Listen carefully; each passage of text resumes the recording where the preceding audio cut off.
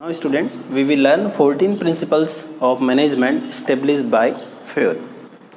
ठीक है, 14 जो प्रिंसिपल्स ऑफ मैनेजमेंट है, प्रबंधन के सिद्धांत है, वो हेनरी फेयोल द्वारा दिए गए हैं और हेनरी फेयोल को प्रबंधन के सिद्धांत के पिता भी कहते हैं.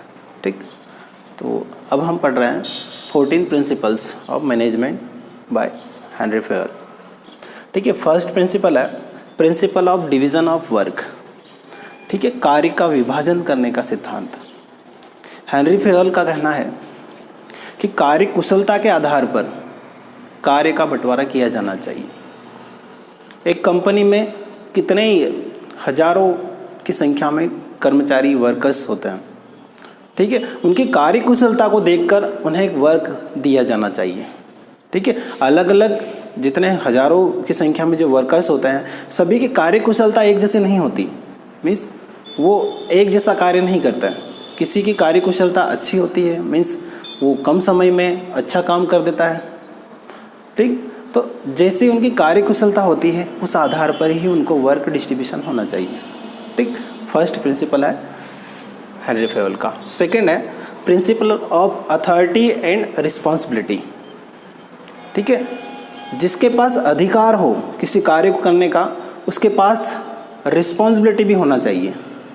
ठीक है, अगर किसी व्यक्ति को किसी कार्य को करने का अधिकार है कि वो व्यक्ति, सिर्फ वही व्यक्ति ये कार्य कर सकता है, तो वो रिस्पॉन्सिबल भी होना चाहिए उस कार्य के प्रति.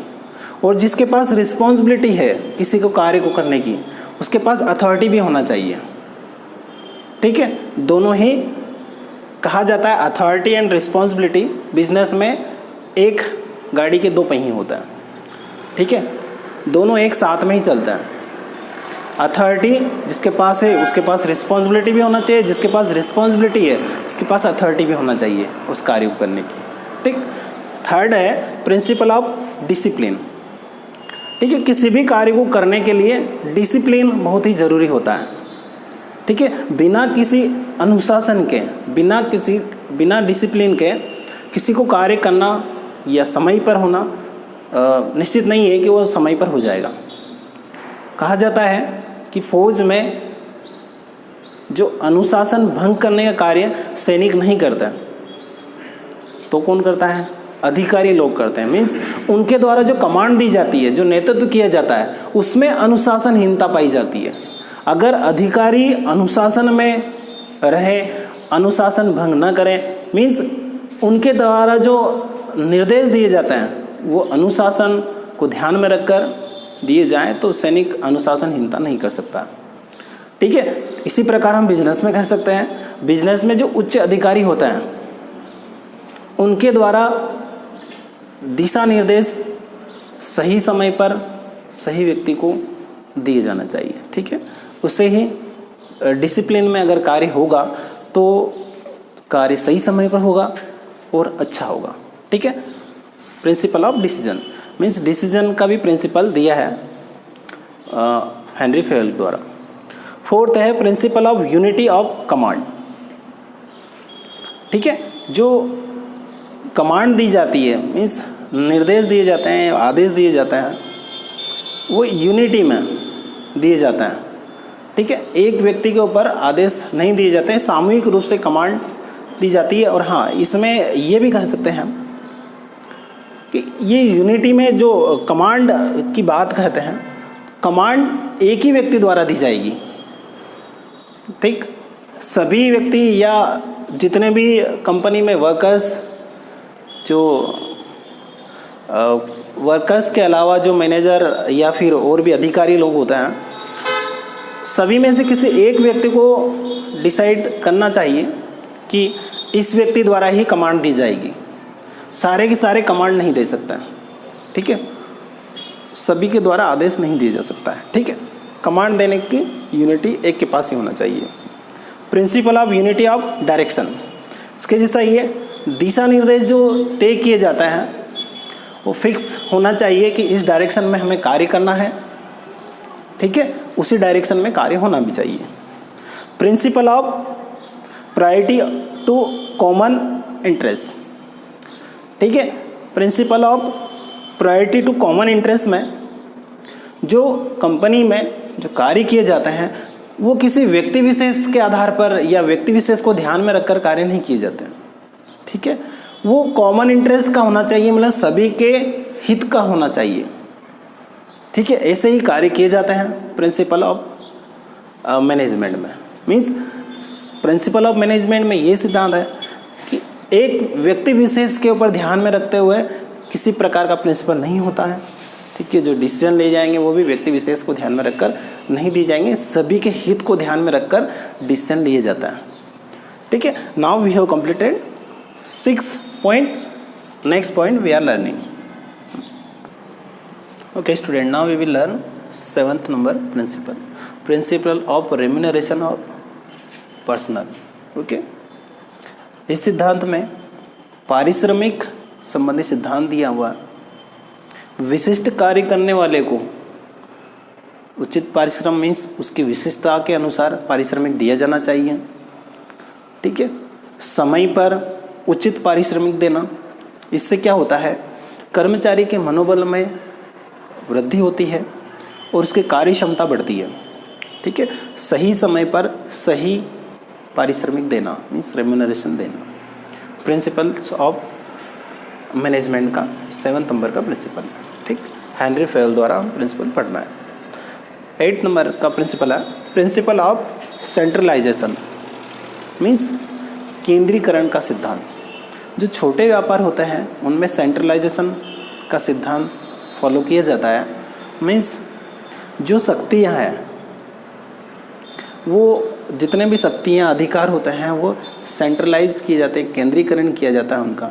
मीन्स छोटे व्यापार में सभी शक्तियाँ सभी अधिकार एक व्यक्ति के पास होता है, कहने का तात्पर्य, ठीक है। बड़े उद्योग व्यापार में डिसेंट्रलाइजेशन मीन्स विकेंद्रीकरण का सिद्धांत पाया जाता है। मीन्स बड़ी कंपनियों में उनकी आवश्यकता अनुसार जो शक्तियाँ होती है उनको डिस्ट्रीब्यूट कर दिया जाता है। देखा जाए तो जैसे एक छोटा व्यापार है, उसके अंदर कम कर्मचारी हैं, 1-2 अधिकारी हैं, तो कम कर्मचारियों के बीच में अधिकारी के पास ही सारी शक्तियाँ रहेंगी।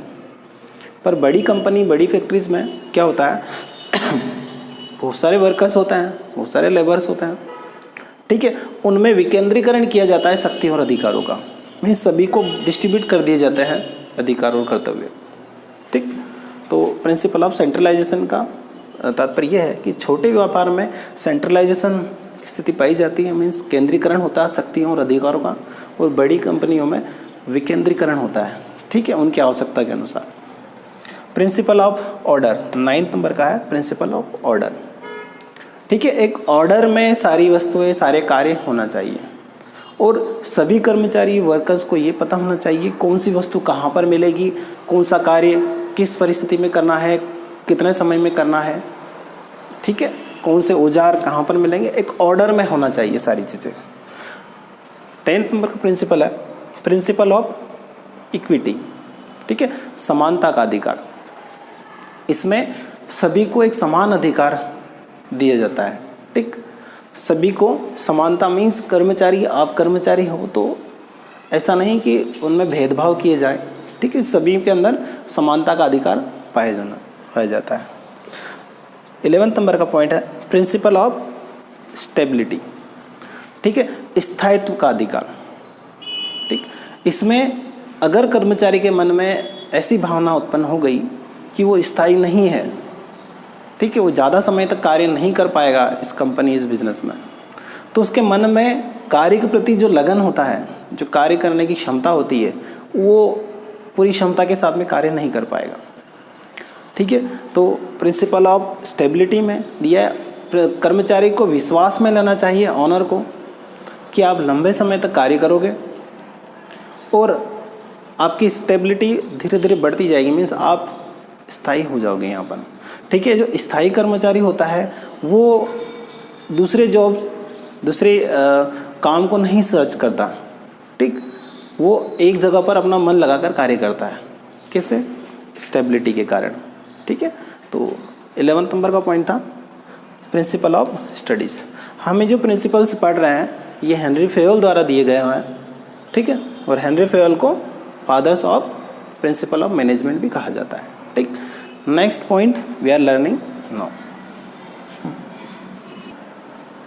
Okay, now 12th principle is principle of initiative and spirit D corps, पहल शक्ति का सिद्धांत.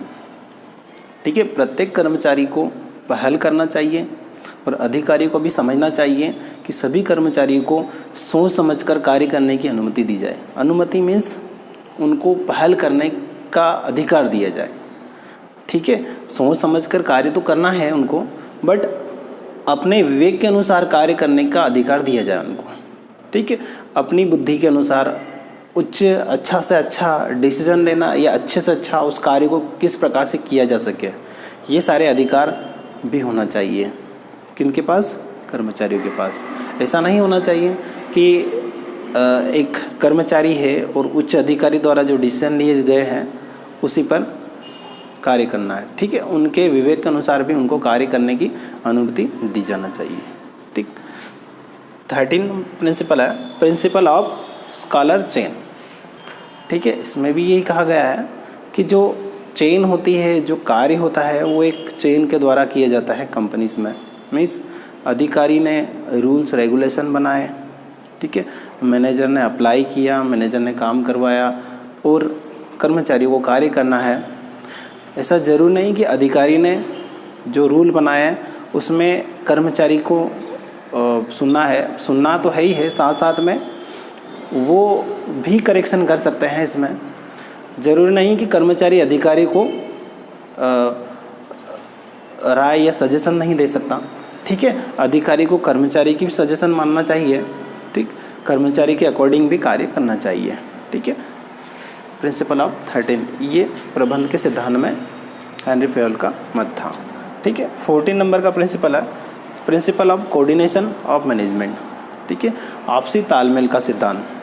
ठीक है, हेनरी फेयल का कहना है कि सभी के बीच में तालमेल लेकर अगर कार्य किया जाता है तो वो ज़्यादा बेनिफिट देगा कंपनीज़ को और एक सही समय पर सही कार्य पूर्ण हो सकता है. ठीक, principle of coordination of management. ठीक है, 14 प्रिंसिपल था. ठीक है, we have completed now 14 principles of management established by fair.